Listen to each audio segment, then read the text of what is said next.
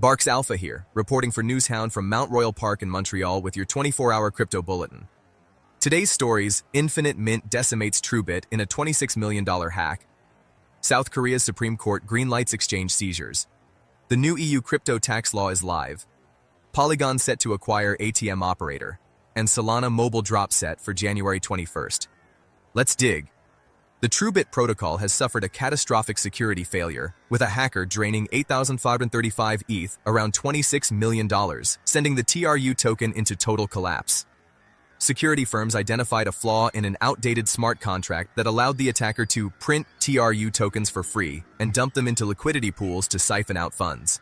With the token crashing from 0.16 to near zero instantly, the incident marks one of the most brutal infinite mint exploits of the new year.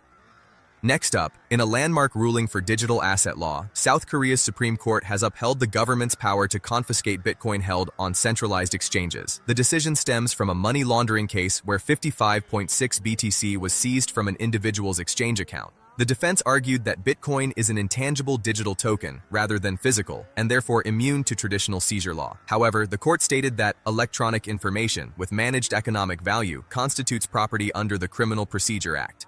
This ruling follows a global trend of legal recognition, mirroring legislation in the UK, and firmly establishes that digital assets in Korea can be treated as divisible property in everything from criminal forfeitures to divorce proceedings.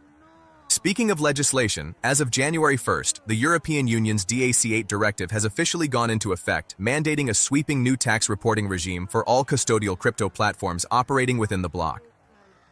Under the new law, exchanges must collect and report detailed user information, including full names, tax IDs, and transaction histories, directly to national tax authorities. While self-custody wallets remain exempt from these specific reporting requirements, the law significantly tightens the net on custodial users, with platforms now required to freeze accounts that fail to provide valid taxpayer data within 60 days. The move affects millions of European crypto investors.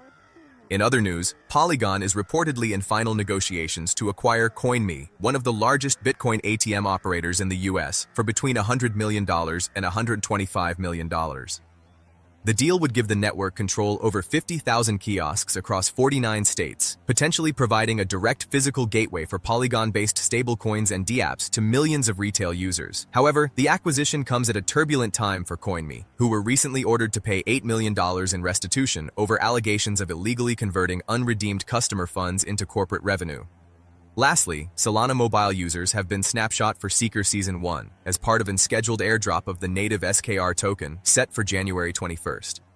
With 20% of the total supply allocated to this initial distribution, the token serves as the governance backbone for the new TPIN mobile architecture, coordinating device verification and App Store curation. The campaign concluded with massive on-chain traction, seeing over 100,000 users drive $2.6 billion in trading volume. Despite some community pushback regarding the necessity of a dedicated mobile token, Solana Mobile maintains that SKR is essential for aligning the interests of hardware manufacturers, developers, and users as they transition into Season 2. That's it for today, dogs. Remember to share with the pack, keep your noses to the ground, and your ears pricked so you never miss a beat. Reporting for Newshound, this is Barks Alpha. Yes, I do.